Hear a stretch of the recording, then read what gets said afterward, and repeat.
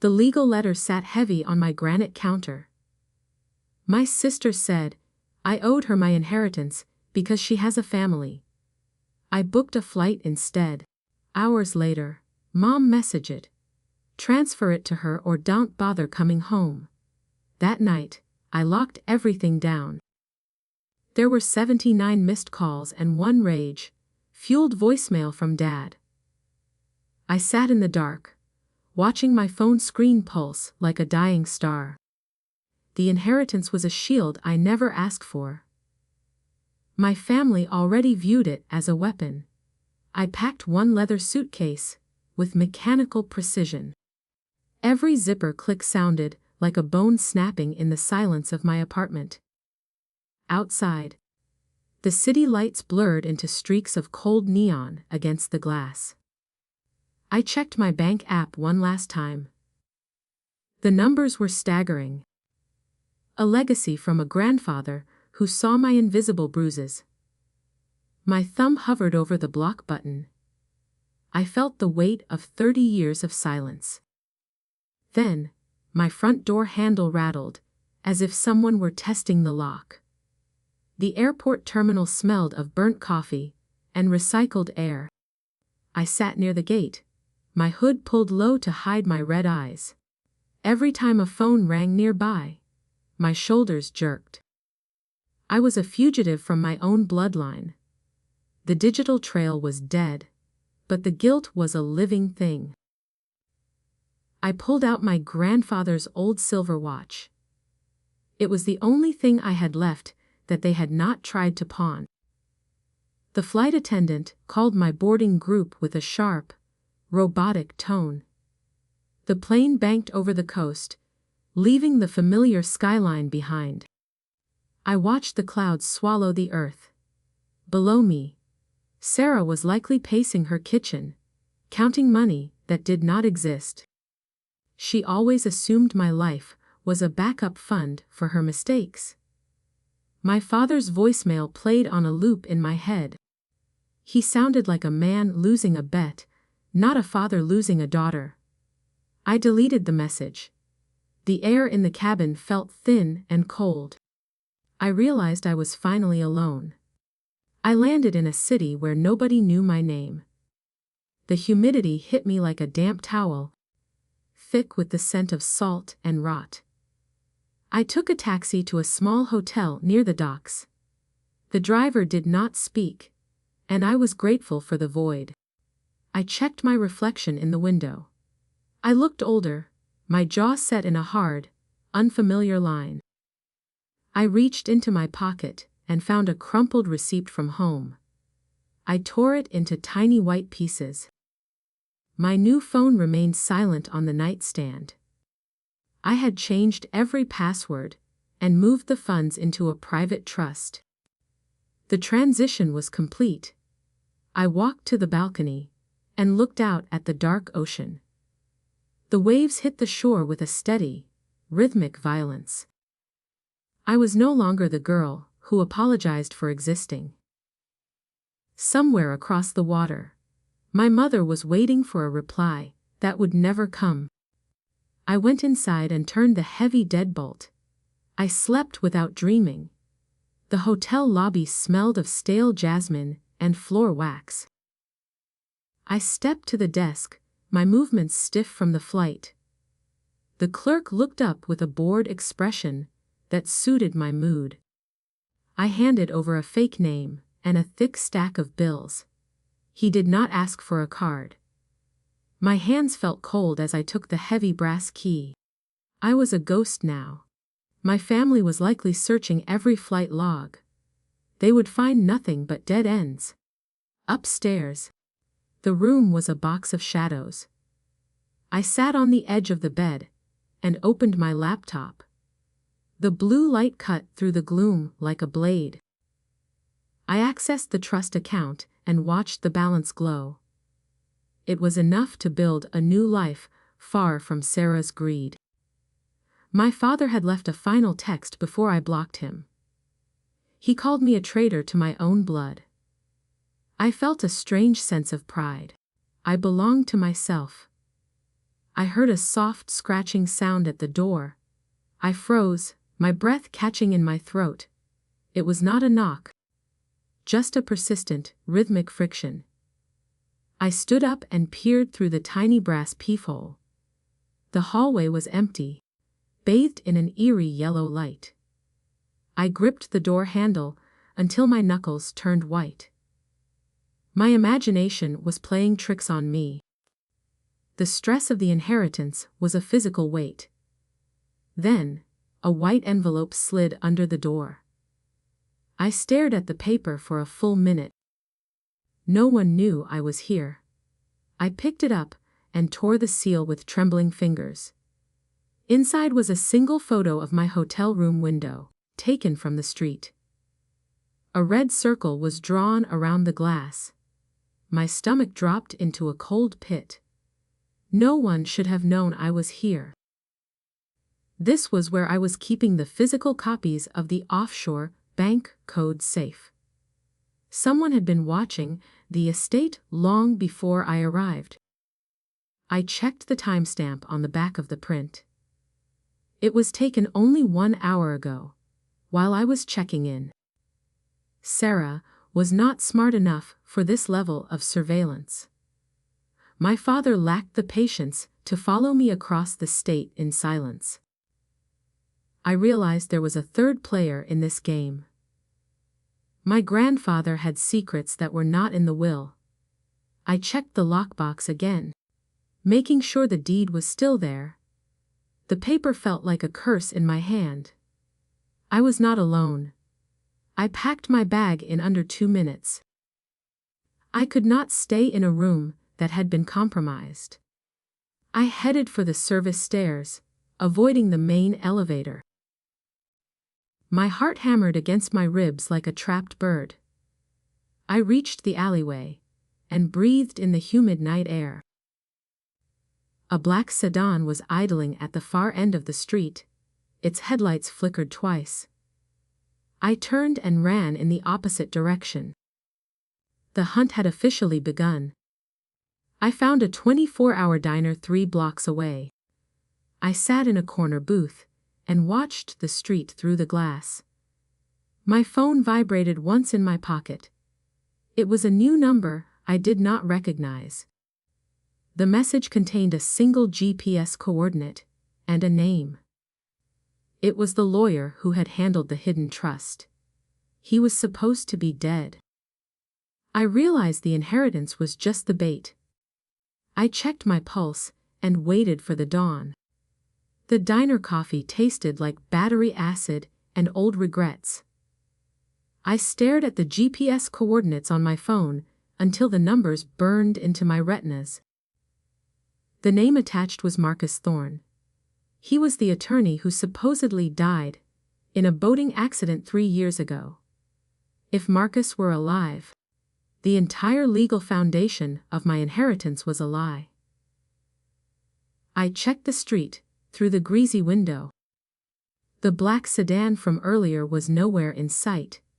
I stood up to leave. I drove toward the coordinates in a rented silver compact. The city transitioned into a jagged coastline, where the wind whipped the sea into a frenzy. Salt spray coated my windshield like a frost. The GPS led me to a dilapidated marina that smelled of diesel and rotting kelp. My objective was simple: find Thorne and get the truth before Sarah or my father found me. I gripped the steering wheel tight. My knuckles were white and shaking. I felt hunted. The marina office was a rusted shack perched on rotting wooden stilts. I stepped onto the pier and felt the boards groan under my weight. A man stood at the end of the dock, silhouetted against the gray morning sky. He was wearing a heavy wool coat that looked decades old. As I approached, he turned slowly. It was not Thorne. It was my father's youngest brother, Silas. He had been estranged for years. He looked at me with pity. "You should have stayed in the city, Rachel," Silas said softly. His voice was like sandpaper on wood. He held a small digital recorder in his calloused hand. I realized then that my father was not the one driving the sedan. Silas had been the shadow in the hotel hallway, watching over me. He stepped closer, and I saw a fresh bruise blooming beneath his left eye. Someone had already tried to beat my location out of him.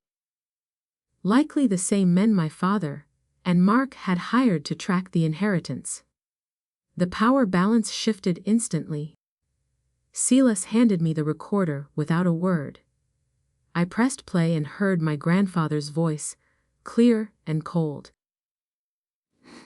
He was talking about a second will hidden within the house walls. He mentioned a debt that Sarah's husband owed to people who did not use lawyers. My breath hitched in my chest. This was never just about a house or a bank account. I was holding the key to a massive fraud. Silas pointed toward a nearby fishing boat. "Marcus is on that vessel," Silas whispered. We began to walk toward the swaying boat. Suddenly, the roar of an engine shattered the coastal silence. A dark SUV tore through the marina gate, sending gravel flying. My heart hammered against my ribs. Sarah jumped out of the passenger side, her face twisted with a manic, desperate energy. She was holding a heavy crowbar. She looked ready to kill for a life she had already gambled away. I ran. I scrambled onto the deck of the boat, just as Sarah reached the pier. The engine sputtered to life with a violent cough. Marcus Thorne emerged from the cabin, his face scarred and weary. He did not look like a dead man.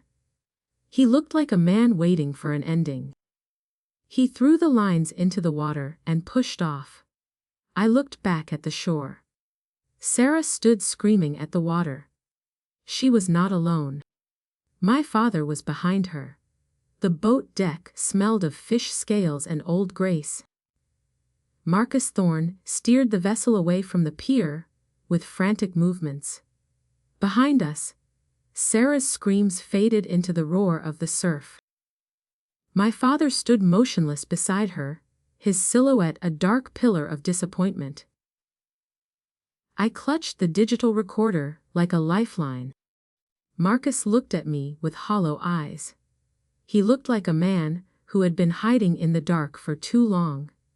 He gestured toward the cabin. Inside, the air was thick with the scent of cheap tobacco. Marcus pulled a heavy ledger from beneath a rusted metal floorboard. He explained that my grandfather's estate was not just property and cash. It was a shield against a massive debt Sarah's husband had accrued. My sister did not want the inheritance for her children. She needed it to pay off dangerous creditors. I felt a cold wave of nausea wash over me. The family was a trap. The primary obstacle was clear. The creditors knew Marcus was alive. They were likely tracking the boat via its old transponder. I checked the radar screen on the dashboard. A fast, moving blip was closing the distance from the south. It was not a police boat. Marcus cursed under his breath and adjusted the throttle. We were moving toward a jagged reef, where the water turned into a churn of white foam. We were trapped between the rocks and the hunters. Suddenly, Marcus handed me a small, rusted iron key. He said it opened a locker in the basement of the house. That locker contained the actual deeds to the offshore accounts. The power shifted as I realized the inheritance Sarah sought was a decoy. My grandfather had played a deeper game to protect the true wealth. I was the only one with the key to the real legacy. I hid the iron bit in my inner jacket pocket. I felt a new fire. The pursuing boat drew closer, its spotlight cutting through the gray morning fog. Marcus turned the wheel sharply to avoid a looming rock. I saw men on the other vessel, holding specialized grappling hooks. They did not want to sink us. They wanted to board and take what was mine. My heart hammered against my ribs. I reached for a flare gun mounted near the door. My hands were steady for the first time in years. I was ready. A heavy metal hook slammed onto our railing with a deafening clang. The boat lurched to the left, sending me crashing against the bulkhead. I scrambled to my feet and fired the flare gun into the sky. The bright red light illuminated the faces of our attackers. One of them was Sarah's husband, Mark. His face was a mask of pure desperation and greed. He looked at me with a hatred that was cold and absolute. He began to climb over. I kicked the grappling line with all my might. The tension snapped, and the other boat veered away into the white mist. We had a few minutes of peace before they regrouped. Marcus pointed toward a small, hidden cove tucked behind the cliffs. We could beach the boat and vanish into the woods. My phone vibrated again. It was a photo of the estate gates. They were wide open. The creditors had breached the source of the inheritance. The boat ground into the gravel shore, with a violent shudder. Marcus urged me toward the tree line, while the engine hissed behind us. My objective was clear. Reach the grandfather's house before Mark's creditors breached the perimeter. The forest was thick with thorns and the smell of wet pine. My phone screen glowed with the photo of the broken estate gates.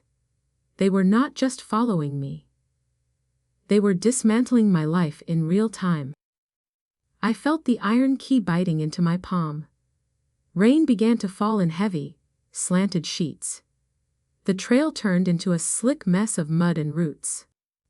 I heard the distant roar of an SUV circling the coastal road.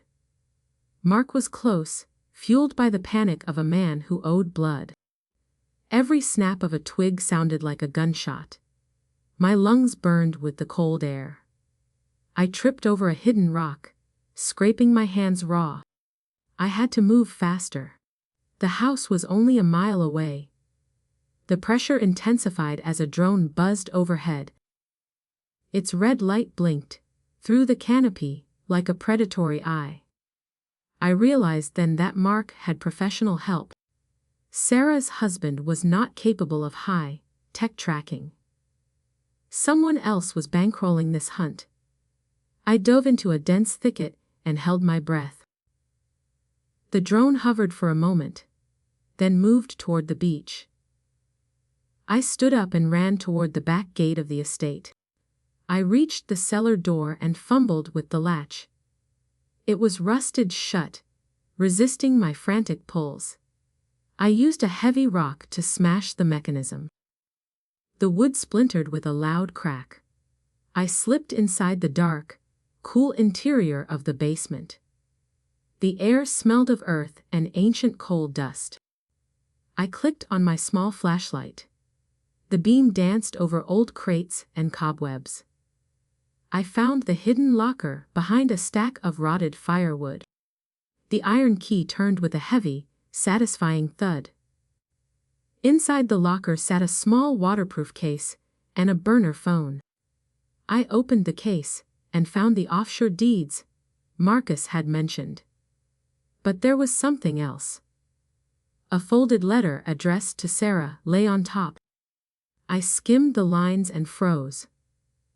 My grandfather had offered Sarah the same deal years ago. She had rejected it for a quick payout. She already knew about the hidden wealth. This realization changed the game entirely.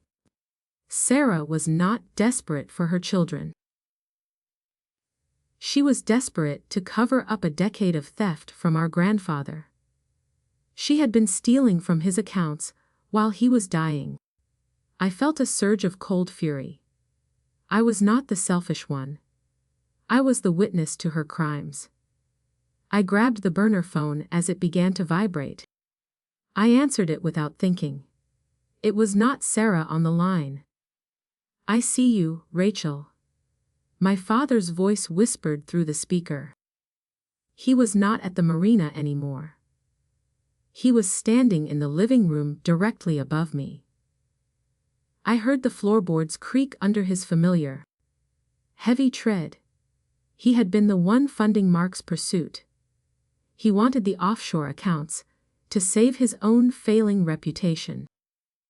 I looked at the ceiling as the basement light flickered. He knew I was right beneath his feet. I stood frozen in the damp basement as the ceiling groaned above me. My father's presence was a suffocating weight. I gripped the burner phone until the plastic casing bit into my skin. He was not here for family or for Sarah's children. He was hunting the offshore deeds to settle his own hidden failures. I realized then that my role had always been sacrificial in his eyes. I looked at the stairs leading upward. I had to escape without losing the waterproof case. The floorboards creaked again, moving toward the kitchen. I moved silently through the shadows of the cellar. The air was thick with the smell of wet concrete and old earth. I found a small, cold chute near the back wall. It was narrow and choked with decades of grime. I shoved the case into my jacket and began to climb. My heart hammered against my ribs like a trapped bird. The metal edges were cold and sharp. I reached the top. I tumbled out onto the wet grass behind the house. The storm had passed, leaving a heavy mist that clung to the trees. I did not look back at the windows. My objective was the old gardener's shed at the edge of the property. I knew the layout better than my father did. I ran through the tall weeds, my breath coming in ragged gasps. The drone buzzed somewhere in the distance. They were still searching for a body. Inside the shed, the air smelled of rust and dried fertilizer. I pulled out the burner phone and saw a new message. It was from the lawyer, Marcus. He had sent a file containing the bank passwords. But the file was encrypted with a key I did not have. I felt a surge of panic. The deeds were useless without the digital codes. I searched the shed for any clue. Then, I noticed a carved symbol on the workbench. It matched my watch. I placed the silver watch into the circular indentation on the workbench. A magnetic latch released, and the hidden drawer popped open with a dry click. Inside was a handwritten note from my grandfather. He had anticipated my father's betrayal. The note contained the final decryption key and a warning. Sarah was not just a thief. She was a witness. She had evidence that could put our father in prison. The power balance shifted again. I was no longer just a victim. I held the keys to their ruin. I heard the shed door creak open behind me. I spun around, clutching a rusted garden trowel. It was Sarah. Her face pale and streaked with dirt. She had slipped past the men guarding the perimeter, her eyes darting toward the case. She did not attack. She held out her hand in a plea, looking like a victim caught in our father's trap. Her husband was gone, likely fled from the creditors. She was alone and terrified. We stared at each other in the dim light. I saw the sister I once loved. "He will kill us both for those accounts," Sarah whispered. Her voice was thin and brittle. She gestured toward the main house where our father waited. I realized she had been running from him, too. The debt was a lie he used to control her. He had forced her to steal from the estate to cover his tracks. I felt a flicker of pity. But I could not trust her. I stepped back, keeping the trowel between us. She looked at the note. "I have the proof," I said firmly. My voice sounded foreign to my own ears. I told her about the prison threat and the hidden debts. She started to cry, a harsh and ugly sound. I realized she was the only one who could confirm the story. We needed each other to survive the night. I handed her the burner phone. We had 10 minutes before our father checked the shed. The pressure was a physical force. I made my choice. We slipped out of the shed and moved toward the woods. The black sedan was idling at the gate again. My father emerged from the front door, holding a flashlight. He looked like a hunter surveying a field. He did not know we were together. I felt a cold resolve. We were going to the police station in the next town. Sarah tripped, and I caught her arm. We were a team of ghosts. The road ahead was dark. As we reached the car, a new set of headlights appeared. It was the creditors, led by Sarah's husband. Mark had not fled. He had brought the wolves to the door. They blocked our path, their engines growling in the night. My father turned his light toward the gate. We were caught between two different kinds of monsters. I reached for the case and gripped it tight. This was the end of the line. Mark stepped out. The driveway was a stage lit by intersecting beams of harsh light. Mark stood by his idling SUV, looking thinner and more desperate than he had on the boat. My father remained on the porch, his flashlight cutting through the mist like a blade. Sarah huddled behind me, her fingers digging into my coat. My objective was the old access trail behind the garden. We had to move before the two factions realized they wanted the same prize. The air smelled of gasoline and impending rain.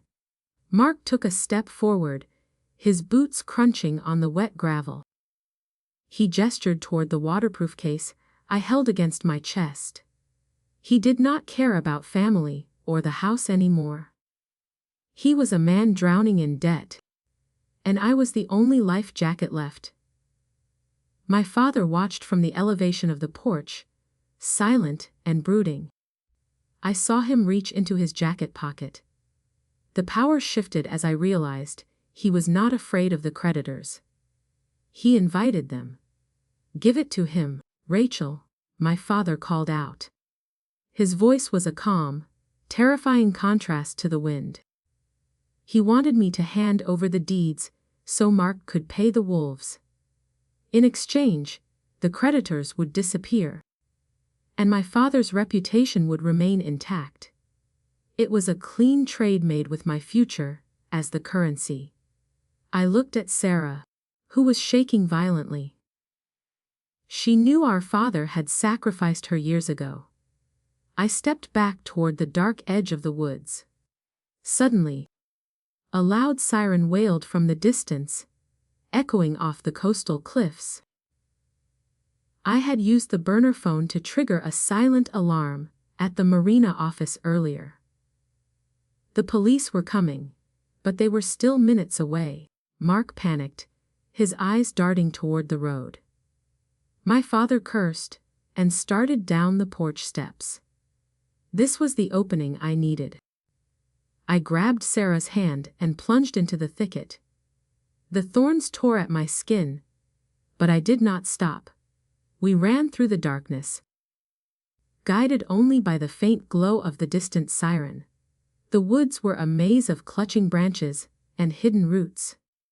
Behind us, I heard the heavy footfalls of men in pursuit. They were no longer trying to be quiet. Sarah tripped over a fallen log, letting out a sharp cry of pain. I pulled her up, ignoring the ache in my own legs. We reached a narrow stone bridge over a rushing creek. We were almost to the road. I stopped at the center of the bridge and turned around.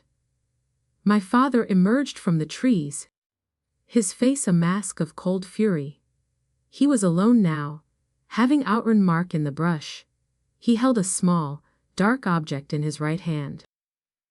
It was the original ledger Sarah had stolen from our grandfather, containing her forged signatures. He thought he still had leverage to blackmail her into silence. I held up the waterproof case and moved toward the edge of the stone railing. The water below was a churning black void. "One more step, and this goes in," I shouted. My voice was steady, fueled by 30 years of resentment. He froze, his eyes locked on the case. He knew the paper deeds inside were the only way to access the digital wealth. Without them, the encrypted accounts were dead. The power balance was finally in my hands. Sarah stood beside me, her jaw set in a hard line. She looked at our father as if he were a stranger. He looked small. The sirens grew louder, blue and red lights reflecting off the low clouds. My father looked toward the road, realizing his time had run out. He tried to soften his expression, reaching out a hand in a mock gesture of peace. It was his final, pathetic attempt at manipulation. I did not fall for it. I reached into the case and pulled out the handwritten note from the gardener's shed. I showed him the decryption key. He realized I knew everything about his fraud. He did not move as the police cruisers swerved into the driveway. Mark and his men were already being tied near the SUV. My father stayed on the bridge, caught in the headlights of the approaching officers. He looked at the water, then back at me. I saw the moment his pride finally broke. He was a man who had gambled his soul and lost. I tucked the case back into my jacket. The weight of it felt lighter. The nightmare was almost over. Sarah and I walked past him toward the safety of the uniformed officers. We did not say a word as we passed. There was nothing left to discuss. I felt the cold rain starting again, washing the grime from my face. As the sergeant approached us, I reached for my grandfather's silver watch. It was still ticking, a constant rhythm in a world that had fallen apart. I looked back at the house. It looked empty, a hollow shell of a family. The fluorescent lights of the police station hummed with a sterile, biting energy. I sat on a hard plastic chair, my damp clothes clinging to my skin. Sarah sat beside me, staring at her bruised knuckles in silence. My objective was simple: deliver the digital records to the detectives before my father's lawyers could intervene. A detective walked toward us, carrying a thick manila folder. The air smelled of burnt coffee and floor cleaner. I felt the waterproof case heavy in my lap. The primary obstacle arrived in the form of a black sedan pulling into the lot. My father's high-priced legal team stepped out, looking polished despite the hour. They began barking orders at the front desk clerk, demanding an immediate private meeting. Pressure mounted as the detective hesitated, glancing between me and the suits. He seemed unsure of his own authority in the face of such wealth. I gripped the case tighter. I could not let them suppress the truth again. I opened the case and pulled out the encrypted drive. I realized the detective was not hesitating because of the lawyers. He was waiting for a specific authorization code from the federal branch. The power balance shifted when I showed him the gardener's note. It contained a contact name that made him stand up straight. My grandfather had not just left me money. He had built a bridge to a high-level federal investigation. The lawyers were already too late to stop it. "We are taking this upstairs," the detective said firmly. He ignored the shouting lawyers at the glass partition. Sarah looked at me, a flicker of hope crossing her tired face. We followed him into a secure elevator, leaving the chaos behind. I realized then that my grandfather's lie was finally over. He did not leave me a burden. He left me the tools to dismantle a corrupt empire. The elevator dinged. We stepped into a room filled with glowing monitors. The federal agents worked with a quiet, lethal efficiency. They bypassed the encryption, using the key from my silver watch. Documents flashed across the screens, detailing decades of my father's shell companies and Sarah's forced thefts. My father's image appeared on a screen, captured by a hidden camera inside the estate walls. He was seen destroying evidence that no longer mattered. I felt a strange sense of peace. The truth was finally out of my hands. It belonged to the law. I walked out of the station into the crisp morning air. Sarah stayed behind to sign her immunity agreement. I stood by my car and watched the sun rise over the jagged coastline. My phone vibrated once more. It was a message from an unknown sender. It contained a single photo of a plane ticket to a city across the ocean. I checked the date and realized it was purchased 10 years ago. My grandfather had always planned for my escape. I was finally free.